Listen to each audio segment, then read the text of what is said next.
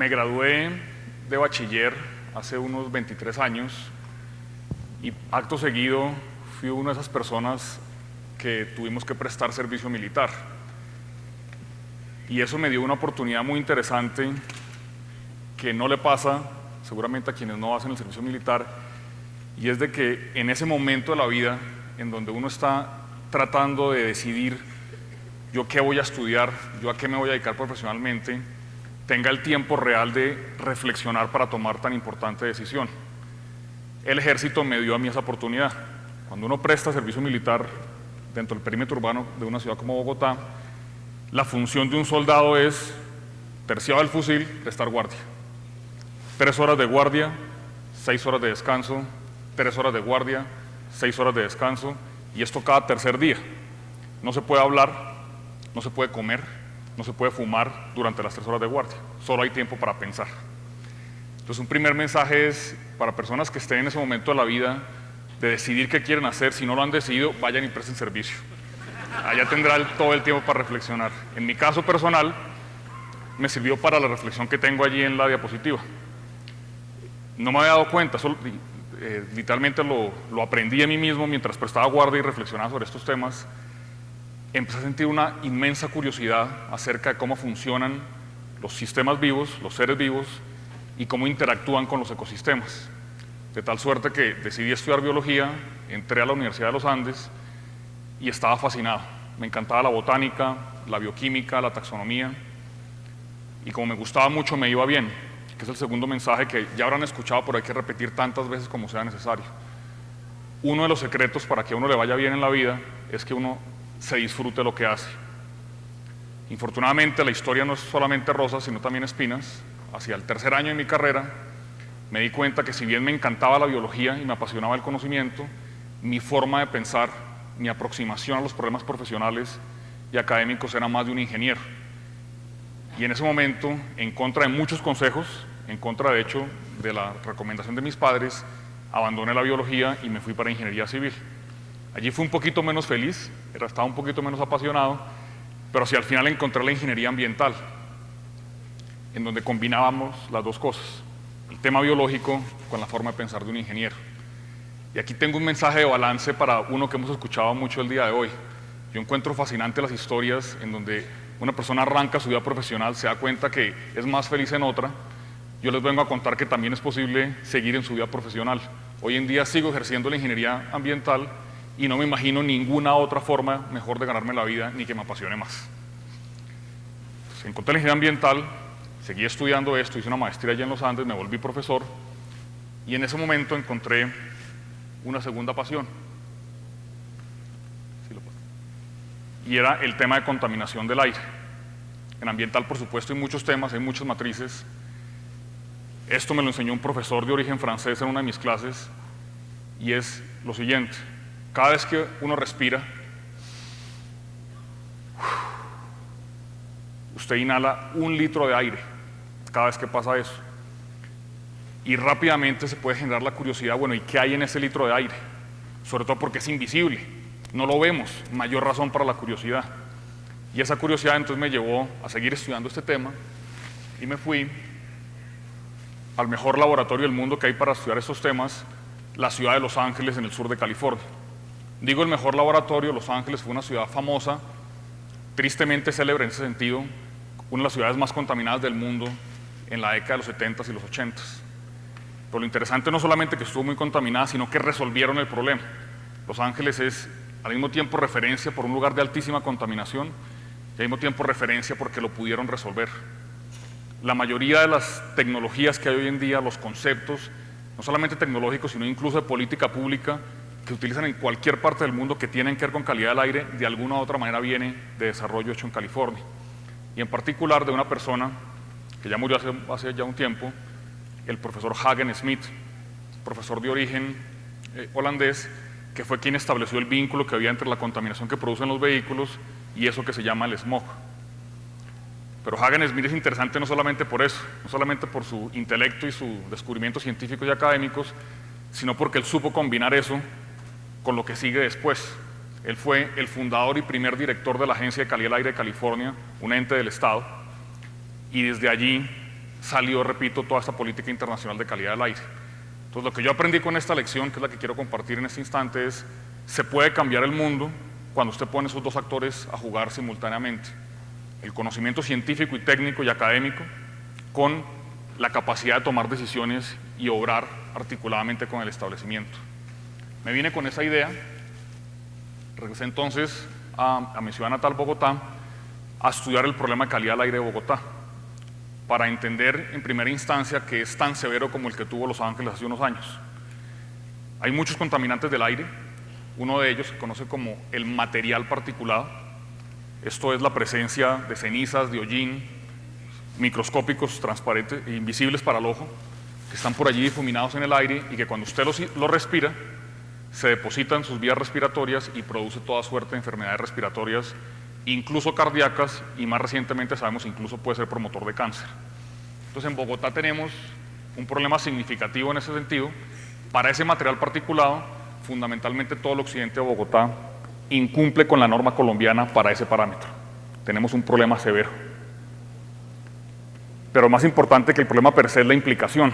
También sabemos, y esto fue descubierto hace mucho tiempo, que hay un vínculo epidemiológico estadísticamente demostrable entre contaminación del aire y enfermedad respiratoria. Esta es la figura que tengo acá. Quienes sean padres, no hay nada más descorazonador que tener su hijo con un episodio de enfermedad respiratoria aguda. Y eso tiene una implicación social y económica gigantesca. Si nosotros no hacemos nada, si quienes estamos aquí y quienes vivimos en Bogotá no hacemos nada, de aquí a 10 años el costo de la contaminación del aire asciende a 15 billones de pesos, con B de Bogotá, 15 millones de pesos. Ese es el costo de no descontaminar el aire, medido en la mortalidad que genera, en la enfermedad que genera. Es el principal problema de salud pública de Bogotá. Para niños entre 1 y 5 años, la principal causa de muerte es la enfermedad respiratoria aguda. Si no hacemos nada, entonces 15 billones de pesos, en donde se van a producir miles de muertes de niños, que son evitables, decenas de miles de casos de hospitalización y centenares de miles de casos de morbilidad por enfermedad respiratoria. Todo eso evitable. Hoy en día entonces sabemos también no solamente el problema y sus implicaciones, sino de dónde viene. Algo que ustedes probablemente encuentran evidente. Sabemos que la contaminación viene de las industrias y de los carros. En Bogotá se producen algo así como 2.500 toneladas al día de material particulado. Más o menos mitad de las fuentes vehiculares, más o menos mitad de las fuentes industriales. Pero en ese sentido, hay una que es más importante, que es lo que tiene que ver con la fuente vehicular. Si yo le preguntara a esta audiencia, si les dijera a ustedes, ¿cuándo fue la última vez que usted fue testigo de esto que está en la foto, de estar al lado de un bus chimenea y que usted se sintió fumigado por la emisión que proviene del tubo de escape? Si yo les digo cuándo fue eso, seguramente me dicen hoy, esta mañana, cruzando, bueno, la calle no porque esta es peatonal, pero cruzando la calle cuando venían para acá. Eso lo tenemos nosotros todos los días. Si les hago la misma pregunta para el caso de una fuente industrial, probablemente me dicen nunca en sus vidas. Entonces, la fuente vehicular es mucho más significativa en el efecto de la contaminación que la fuente industrial. Entonces, voy a recapitular un segundo. Lo que nos importa a nosotros es el material particulado porque es el que genera enfermedad respiratoria. Y dentro de las fuentes que generan ese material particulado, nos importan más los vehículos por la razón que ya dije. Y dentro de los vehículos nos importan más los que son diésel.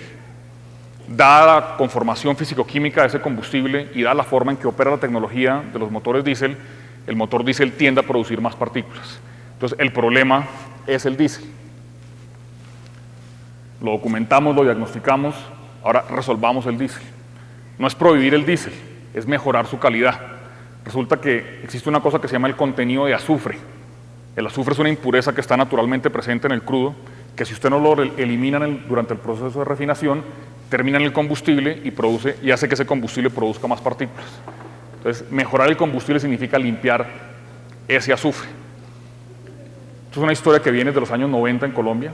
Desde la década de los 90 hemos sabido que teníamos que limpiar el combustible.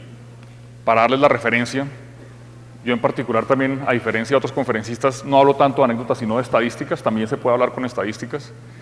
Les cuento lo siguiente.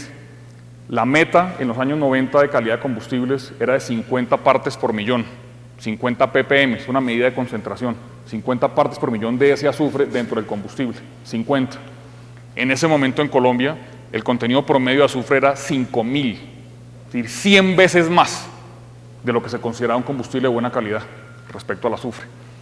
Entonces, empezó el movimiento, se empezó a decir, tenemos que limpiar el azufre, y llegamos a una cosa, y me perdonan la referencia a una norma, una cosa que se llamó la resolución 898 del año 95, en donde el Ministerio de Ambiente dijo, nos tenemos que poner una meta y vamos a limpiar el bendito combustible. Y ahí pasa lo que siempre pasa cuando hay una norma ambiental. Aquí está el sector ambientalista promoviendo la norma, y siempre esa norma afectará algún interés económico, y viene entonces la contraparte. Legítimo, porque también tiene un interés que puede ser antagónico.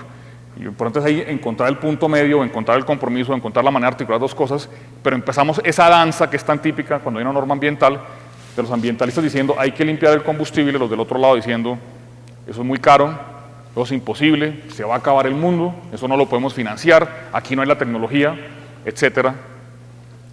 Argumentos que hemos escuchado muchas veces. Entonces vino la norma ambiental, vino el contrapeso, y empezamos en una danza en donde esa resolución 898 nos pusieron una meta y luego nos la cambiaron. Luego llegó el siguiente año y pusieron otra meta y la volvieron a cambiar. Y así durante más de 12 años. Hasta que en el año 2005, un grupo de la sociedad civil, en conjunto con un grupo académico y en conjunto con miembros del establecimiento, en este caso el Congreso de la República, decidimos hacer algo al respecto. No nos agrupamos formalmente, no éramos un grupo que tuviera un nombre específico ni un líder específico. Éramos unos académicos escribiendo columnas, llevando el tema a foros académicos, haciendo tesis de grado, haciendo investigaciones. Por otro lado, grupos de la sociedad civil llevando la presión política, diciendo que eso nos importa, esto nos interesa, algunos formales, otros informales, y el Congreso, que afortunadamente miembros de la Cámara de Representantes por Bogotá tenían sensibilidad en esto, y logramos sacar la ley. La ley 1205 de 2008 lo único que dice es Colombia va a tener un combustible de mejor calidad, o iba a tener un combustible de calidad para tal año, y lo logramos.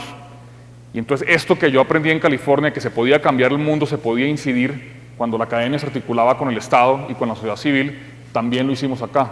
Logramos la ley del diésel, no les voy a dar el detalle de la gráfica para no aburrirlos, y la ley del diésel es, para mi gusto, uno de los principales desarrollos que ha habido en el tema ambiental en Colombia, hablando de calidad del aire, en la última década. Para mí eso no tiene ninguna discusión. Y ya se ven algunas mejoras. La calidad del aire de algunas ciudades ha mejorado. Bogotá, por lo menos, ha desacelerado su proceso de contaminación. Pero más que ese efecto específico, lo que yo quiero resaltar en este instante es, nos puso a soñar, perdón, anterior, nos puso a soñar de que esto es posible. Es posible tener un aire limpio. Es posible aspirar a tener un aire limpio. Eso es una cosa que es realizable. Ese mensaje, sin embargo, mezclado con el siguiente. Y es que el tema del combustible, adelante por favor.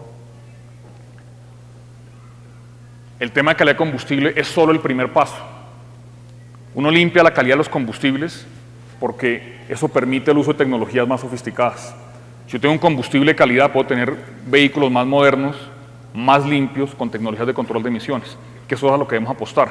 Antes de eso hay que limpiar el combustible. Repito, ya hicimos el primero, nos falta el segundo que está expresado en esa fotografía.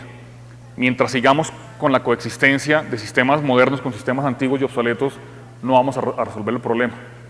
La invitación aquí es entonces a que demos el siguiente paso, a que volvamos a conformar una organización, un movimiento, un grupo, así no tenga líder, así no tenga nombre específico, para dar esta discusión ahora.